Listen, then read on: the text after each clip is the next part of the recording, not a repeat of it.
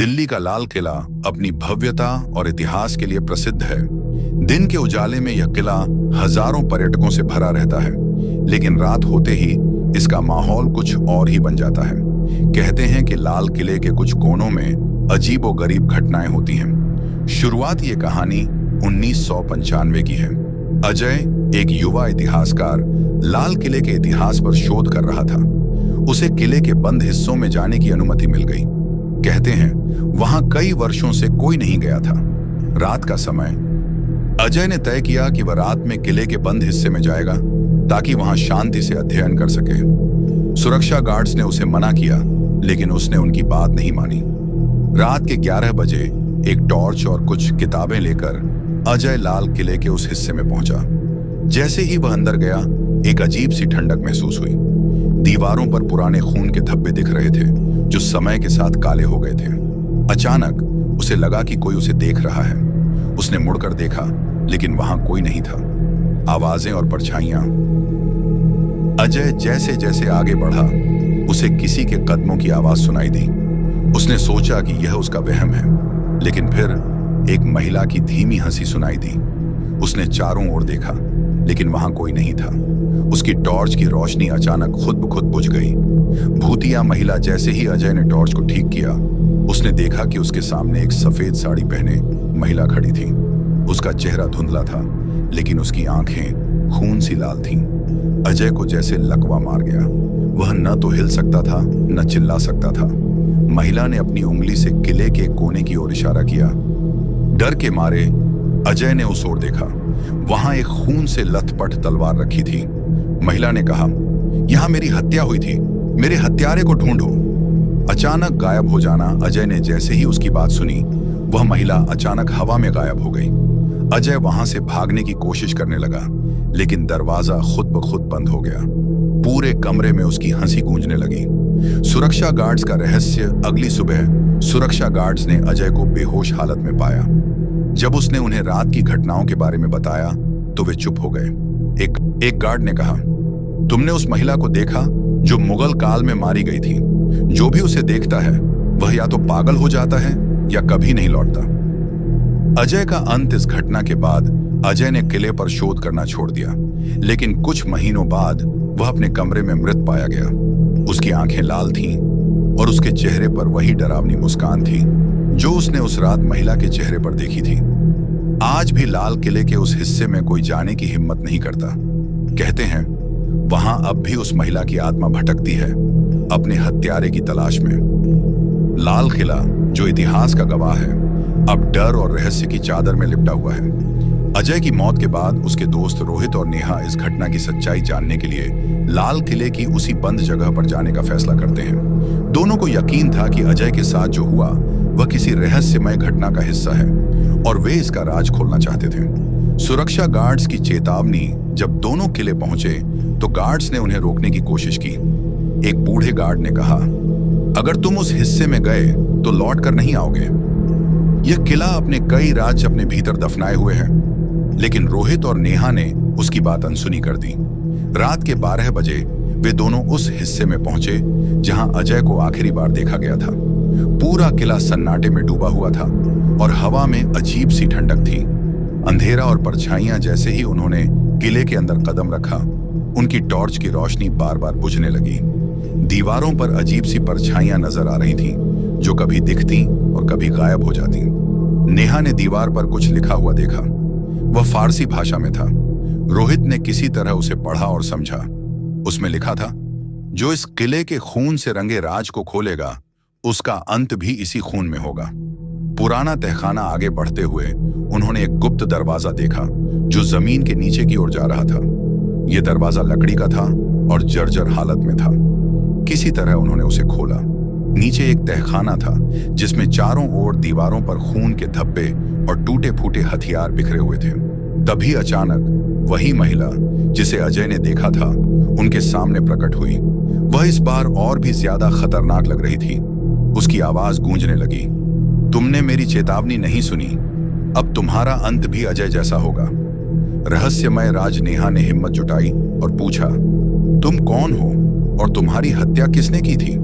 महिला ने कहा, मैं बेगम ज़ारा हूं, मुझे मेरे ही अपनों ने मार दिया। यह किला मेरी कब्रगाह है। मेरी आत्मा को तभी शांति मिलेगी जब मेरा हत्यारा सजा पाएगा। सच्चाई का खुलासा। महिला ने इशारा किया कि रोहित और नेहा उस तहखाने के एक कोने की खुदाई करें। जब उन्होंने खुदाई की तो वहां से एक कंकाल और एक सोने का ताबीज मिला। ताबीज पर नूरजहां लिखा हुआ था। यह मुगल शासक शाहजहां की दूसरी पत्नी का नाम था। महिला ने कहा, मेरी हत्या इसी ताबीज के लिए की गई थी। नूरजहां के आदेश पर मुझे खत्म कर दिया गया। यह किला मेरी हत्या की गवाही देता है। भयानक अंत। जैसे ही रोहित और नेहा ने ताबीज को छुआ, पूरा तहखाना जोर से हिलने लगा। दीवारें गिरने लगीं और चारों ओर धुआं फैल गया। महिला ने कहा, अब तुम भी मेरे साथ यहीं कैद हो जाओगे। दोनों ने भागने की कोशिश की, लेकिन दरवाजा बंद हो गया। सुबह जब गार्ड्स ने जगह की जांच की तो उन्हें सिर्फ वह ताबीज मिला। रोहित और नेहा का कहीं कोई नामो निशान नहीं था। आज का रहस्य आज भी उस ताबीज को लाल किले के संग्रहालय में रखा गया है, लेकिन जो भी उसे छूता है वह कुछ ही समय बाद गायब हो जाता है। कहते हैं, लाल किला अब सिर्फ इतिहास नहीं बल्कि अनसुलझे रहस्यों का गवाह बन चुका है। क्या आप कभी उस ताबीज को देखने की हिम्मत करेंगे? रोहित और नेहा के गायब होने के बाद लाल किले की यह कहानी और भी डरावनी हो गई। सरकार ने उस हिस्से को हमेशा के लिए बंद कर दिया, लेकिन इतिहासकारों और वैज्ञानिकों का एक समूह यह राज खोलने के लिए दृढ़ संकल्पित था। उनके बीच अजय का भाई अर्जुन भी था। अर्जुन को यह यकीन था कि वह अपने भाई की मौत और रहस्यमयी महिला के बारे में सच्चाई पता लगाएगा। तैयारी और आगाज अर्जुन ने अपने साथ 3 लोगों को चुना। डॉ रिद्धिमा, एक पुरातत्वविद जो रहस्यमयी स्थलों का अध्ययन करती थी। कैप्टन वीर, एक सेना का अधिकारी जो किसी भी खतरे से निपटने के लिए तैयार था। रजत, एक तकनीकी विशेषज्ञ जो इलेक्ट्रॉनिक उपकरणों के जरिए असामान्य गतिविधियों को पकड़ सकता था। रात के 12 बजे वे चारों लाल किले के उसी हिस्से में पहुंचे। सभी ने आधुनिक उपकरण, कैमरे और टॉर्च साथ में लिए। शुरुआत का डर। जैसे ही उन्होंने तहखाने के दरवाजे को खोला, ठंडी हवा का तेज झोंका आया। अंदर अजीब सी गंध थी। दीवारों पर हल्की हल्की रोशनी चमक रही थी जो किसी अनजानी शक्ति का संकेत दे रही थी। जाल में फंसना अर्जुन और उसकी टीम जैसे ही तहखाने में गहराई में पहुंची, उनका सामना अजीब सी चीखों और रोने की आवाजों से हुआ। अचानक उनका हर इलेक्ट्रॉनिक उपकरण बंद हो गया। तभी वही महिला बेगम झारा प्रकट हुई। इस बार वह और भी भयानक लग रही थी। उसने चीखते हुए कहा, तुमने मेरी चेतावनी नहीं मानी। यह जगह तुम्हारे लिए कब्रगाह बन जाएगी। सच्चाई सामने आती है। अर्जुन ने हिम्मत करके पूछा, तुम हमसे क्या चाहती हो?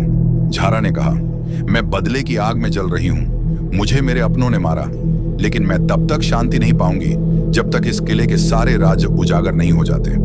डॉ रिद्धिमा ने झारा को शांत करने की कोशिश की और कहा, हमें बताओ कि तुम्हारी हत्या कैसे हुई।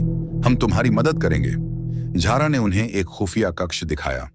वहां दीवारों पर कुछ मुगल काल की पेंटिंग्स थीं। उनमें से एक पेंटिंग में झारा को छुपाकर मारते हुए दिखाया गया था। पेंटिंग में एक आदमी दिखाई दे रहा था जिसके हाथ में वही ताबीज था। खूनी का नाम अर्जुन ने पेंटिंग में छुपे नाम को पढ़ा। महमूद बेग। झारा ने कहा, यह आदमी मेरा विश्वास पात्र था, लेकिन उसने पैसे और ताकत के लालच में नूरजहां के कहने पर मेरी हत्या कर दी।